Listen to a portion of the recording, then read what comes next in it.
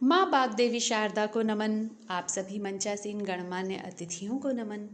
सभी साहित्यकार मित्रों और प्रतिभागियों को ढेर सारी शुभकामनाएं। नमस्कार मित्रों, आप सभी को हिंदी दिवस की हार्दिक हार्दिक शुभकामनाएं। आज हम सभी हिंदी उत्सव मना रहे हैं और सच बात यह है कि हमारे लिए यह सिर्फ एक दिन का आयोजन नहीं है कि सेमिनार, सम्मेलनों, गोष्ठियों और बड़े बड़े अच्छे लंबे लंबे वक्तव्य को बोलकर पटाक्षेप कर दिया जाए। हिंदी का उत्सव हम कलम के सिपाही रचनाधर्मी प्रतिदिन मनाते आ रहे हैं। हिंदी पूरे देश को एक सूत्र में बांधने वाली एक ऐसी उत्कृष्ट, मधुर और माँ के आंचल की छांव देने वाली भाषा है जो अपनी सुगंध सदियों से फैला रही है और दिग दिगंत तक फैलाएगी। हमारे निदेशक विश्व हिंदी संस्थान सनन घई जी कहते हैं कि हिंदी का सूरज कभी अस्त नहीं होता, और सच बात है। हम सब हिंदी के सजग प्रहरी बनकर इसकी चमक में द्विगुणित वृद्धि करें और सही दिशा और दशा हेतु निरंतर प्रयत्नशील रहें, ऐसी कामनाएं हैं, ऐसी आशाएं हैं।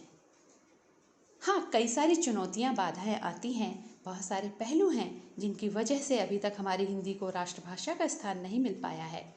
हम सबकी यही कोशिश है कि जिस हिंदी में हम अपने भावों को, संवेदनाओं को इतनी उत्कृष्टता के साथ शिखर तक पहुंचाते हैं, उसको उसका स्थान, मान सम्मान और शिखर ज़रूर प्राप्त हो।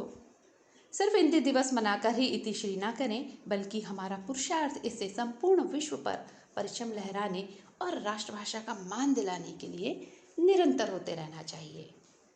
और हम भारतीयों की एक और बाधा है।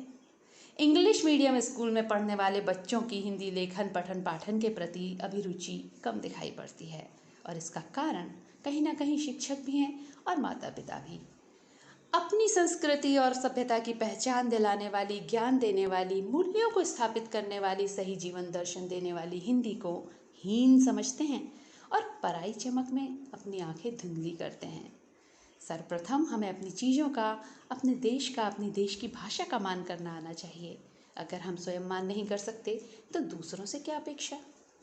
हकीकत की ओर दृष्टिपात करें तो विश्व के विकसित जिन देशों में 99% साक्षरता है, वहाँ का सारा सरकारी कामकाज उनकी अपनी भाषा में होता है। सारी उच्च शिक्षा भी उनकी अपनी भाषा में होती है। जैसे फ्रांस, चीन, जापान, रूस अपनी भाषा में बेहतर कार्य कर रहे हैं, और वहीं भारत जैसे विकासशील देशों में अंग्रेजी औपनिवेशिक भाषा का बोलबाला है और साक्षरता दर भी बहुत कम है। क्या यह ठीक है? अपने देश की गरिमा, अपनी भाषा के मान सम्मान के लिए और हम सभी भारतवासियों के आत्मस्वाभिमान के लिए? नहीं, बिल्कुल नहीं। फिर हमें यह ना कहना पड़े कि जिन्हें नाज था हिंद पर वो कहाँ हैं। हमारी पीढ़ी तमाम सारी विश्व की भाषाएं सीखे, यह उनके सर्वांगीण विकास के लिए आवश्यक है। लेकिन जहाँ हमारी धड़कनें हैं, जहाँ हमारी सांसें बसती हैं, जहाँ हमारी बुनियाद है, अपनी भाषा, अपनी बोली को दरकिनार नज़रअंदाज करके, उसकी उपेक्षा करके नहीं।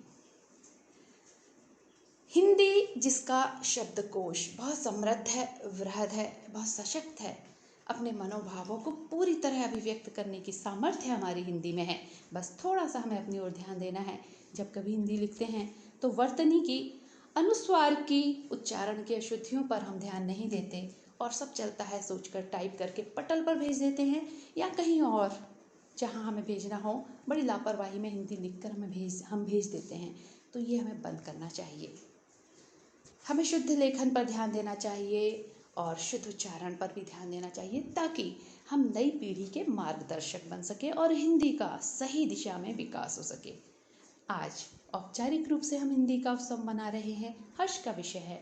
लेकिन अनौपचारिक रूप से जो मैं कहना चाह रही हूँ कि जब मैं विदेश में थी और शुरुआत में मैंने एक शाला में हिंदी भी पढ़ाई, तो जिस तरह उन लोगों में अपनी देश की भाषा को सीखने, उसे पढ़ने जानने की जिज्ञासा थी, वह वाकई अद्भुत थी। वे चाहते थे कि उनकी पीढ़ी बेहतरीन हिंदी सीखे बिना किसी त्रुटि के, और माता पिता इस बात से खुश थे कि उनके ही देश से कोई हिंदी पढ़ाने वाली शिक्षिका मिली है।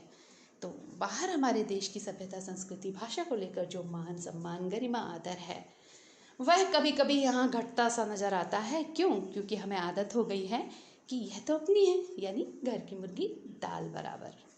तो हमें ये सोच गलत सोच खास तौर से कहना पड़ेगा बदलना चाहिए। हमें अपने देश की सभ्यता संस्कृति से जुड़ी हुई हर चीज़ पर गर्व करना चाहिए, उसे उन्नत और शिखर तक पहुंचाने के लिए प्रयास जारी रखना चाहिए। और आज आप सभी ने कविताओं के माध्यम से, गज़ल, गीत, आलेखों के माध्यम से अपनी अभिव्यक्ति की है और अपनी भाषा को जो मान दिया है वह भी गर्व का विषय है। इसके लिए आप सभी को साधुवाद और ढेर सारी शुभकामनाएं। इसी तरह अपनी लेखनी को प्रवाहित रखें और अपनी हिंदी को अपने भाल के तिलक की तरह सजाकर, संवार कर और संभाल कर रखें और उसके उत्तरोत्तर विकास में आप सभी सहायक सिद्ध हों, ऐसी कामना है। हर हृदय पर दस्तक देने वाली समस्त विश्व में हिंदी की मधुर गूंज में तकनीक का भी बहुत हाथ है। इंटरनेट पर सबसे अधिक पठन पाठन अगर किसी भाषा का हो रहा है तो वह हमारी प्यारी हिंदी का।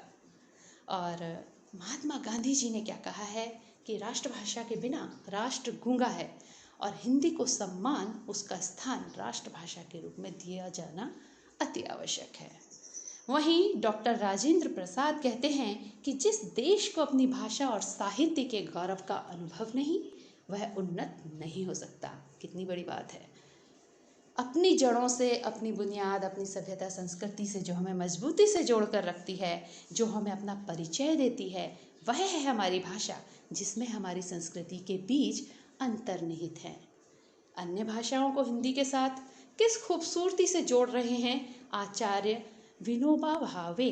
उनके अनुसार, मैं विश्व की सभी भाषाओं की इज्जत करता हूँ, पर मेरे देश में हिंदी की इज्जत ना हो, यह मैं सह नहीं सकता। सचमुच निज भाषा उन्नति रहे, सब उन्नति को मूल। क्योंकि सचमुच हिंदी हर भारतवासी की धड़कन है, आत्मा में बसती है। और इन्हीं महापुरुषों के महान संदेशों को समाहित करते हुए मैं अपने गणमान्य अतिथियों का बहुत बहुत आभार प्रकट करती हूँ। आप सभी प्रतिभागियों को भी धन्यवाद दूंगी जिन्होंने आज आरंभ हिंदी की गूंज आयोजन हेतु पुरुषार्थ दिखाया, अपनी भाषा को मान सम्मान दिया और हम सभी ने मिलकर आज हिंदी का उत्सव मनाया।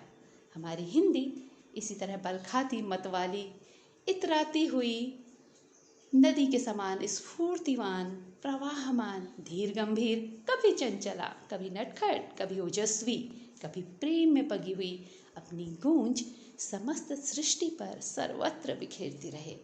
तो बहुत बहुत आभार और पुनः ढेर सारी शुभकामनाएं। जय हिंद, जय हिंदी।